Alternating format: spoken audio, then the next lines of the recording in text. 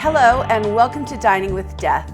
This episode is on our playlist, Dining with the Damned, where we discuss criminals sentenced to die, their crimes, their lives, their executions, and we eat their last meal. I'm Stacy Lee. Let's begin. Caroll Edward Cole was an American serial killer who was executed in 1985 for killing at least 13 people between 1947 and 1980. His family moved to California around 1940, where his father worked at a shipyard. Cole's father was then drafted to fight in World War II, and while he was away, Cole's mother had several affairs, often taking Cole along with her on her rendezvous, after which she would threaten to beat Cole if he told his father. His mother was abusive to him emotionally and physically and would often force him to wear girls' clothes. Cole was often teased at school for having, quote, a girl's name, Carol, by his peers. Any of this sound familiar? It's kind of wild how much these guys have in common, some of them. We have an abusive mother, we have a distant father, we have bullying during school years. Now all we need is a concussion and we got ourselves a serial killer. At only 8 years old, Cole retaliated against one of his classmates, a boy named Dwayne, who had been teasing him. Cole, also only 8 years old, drowned this little boy in a lake in Richmond, California. The death was actually ruled an accident, and it wasn't until Cole confessed to the childhood murder that anyone realized it hadn't been an accident.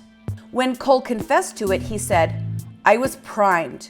I had made the mental commitment I was going to get even with my mother, and things just built up and became an obsession." At 8 years old, he was already so angry and so messed up that he decided he was going to kill another child. Cole committed petty crimes as a teen and was often arrested for theft and public drunkenness. He joined the Army after high school, but was dishonorably discharged in 1958 for stealing guns. In 1960, Cole attacked two couples parked on a lover's lane.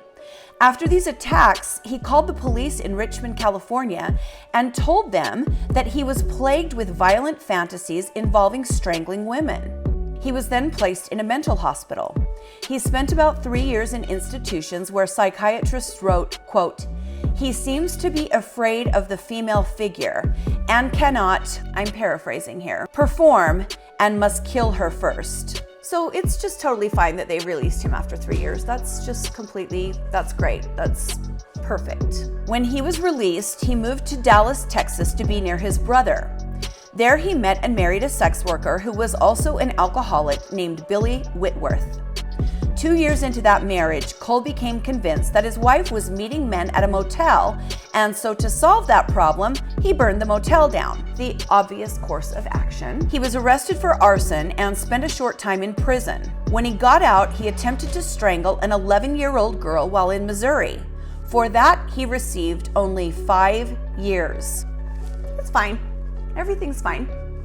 Mental institution, I like to strangle women, I can't perform with women who are alive, I strangle girls. It's fine, everything's good, you guys. Let this man go. After this 5-year sentence, he ended up in Nevada, where he was again charged with attempting to strangle 2 women. They again allowed him to check himself into a mental hospital where, again, his murderous fantasies were chronicled by doctors who, again, decided to release him. And again, I am saying, when they released him, he was actually given a ticket back to San Diego. Off you go.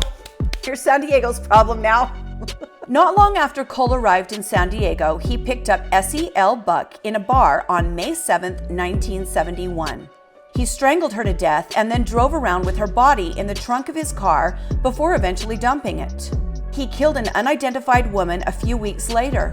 He married again in 1973, but he and his wife, Diana Paschal, fought regularly, and when they did, Cole would go off on his own for days at a time. While he was away, he would kill women and even claims to eating parts of one of them. In September of 1979, he killed his wife. A suspicious neighbor called the police, who found her body wrapped in a blanket and stuffed in a closet. The police determined she died from her heavy drinking, and Cole was not charged. I'm done with this story. Goodbye. Cole left San Diego and started moving around. In 1979, he met Marie Cushman at a bar in Las Vegas. They got a hotel room together where he strangled her. He then returned to Dallas, where he strangled 3 more women in November of 1980. Only when he was found practically at the murder scene of the 3rd woman was he arrested. You probably just think I'm making this up at this point, right? Dead wife in the closet, wrapped in a blanket, natural causes, strangled children, a year in prison, burning down motels, 5 years for arson, likes to strangle women, noted. Here's a ticket to go somewhere else. This 3rd victim was found dead in her home by her sons. When police investigated, people at her favorite bar said she left with a man known only as Eddie, and that's how they tracked Cole down. They interview him several times, but again, they decide he has nothing to do with this death. During what would have been his final interview on this murder, they were wrapping things up, Cole suddenly confessed to not only that murder, but many others over the previous 9 years. He said it might have been more than 14, but he couldn't entirely remember because he was usually drunk when he started committing crimes. Finally, Cole goes to trial, and on April 9th, 1981, he was convicted of 3 of the murders committed in Texas. When he was on the stand, he talked about his abusive mother. He said about his victims, quote, "I think I was killing my mother through them over and over." That's not disturbing at all. While he was in prison in 1984, his mother died, and that seemed to really change Cole's attitude. He agreed to admit to more details of the murders in Nevada, and when he did, he was extradited to Nevada and was tried and then convicted for the strangulation deaths of 2 women in 1977 and 1979. In October of 1984, he was sentenced to death. When his sentencing was passed in the courtroom, he said, "Thanks, Judge." On December 6, 1985, Caroll Edward Cole was given his last meal, was taken to the death chamber at Nevada State Prison, and was executed by lethal injection. Stay with me because right now I'm going to show you what he requested and what he ate for his last meal. Okay, what did serial killer Caroll Cole request for his last meal? A bunch of really random things. A garden salad with French dressing, French fries, jumbo shrimp, and Boston clam chowder. Definitely wouldn't be my choice, but let's taste it. I always start with the French fries. Do they not get salad in prison? Because I'm surprised at how many of these execution episodes request salad. I like salad. If I hadn't had it for a long time, it'd be a real delicacy, but I'm just wondering if they don't get salad or something. I don't know. If someone has been in prison and wants to comment on that, I'm all ears.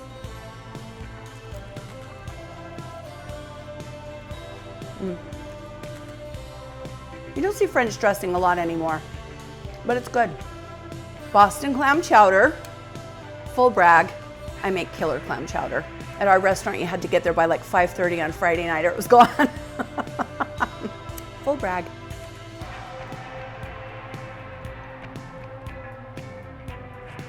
It's not bad. It's not great.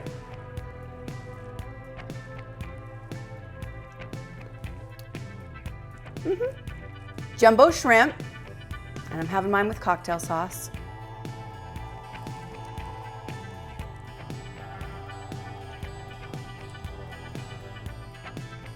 Well, it's kind of an odd little meal, but this is what he requested and this is what he had. I also read that before his execution, leading up into it maybe the week before, some supporters had sent him 25 pounds of cookies and candy, and apparently he had a little bit of that left and he ate that with his last meal as well, but it didn't say what kind or any indication of, details, so we're just gonna go with the last meal today. Thank you for joining me today on Dining with Death, Dining with the Damned. Please like and subscribe if you would like to see more. It helps our channel so much when you subscribe. Stay safe and be kind to each other, and I'll see you next time on Dining with Death.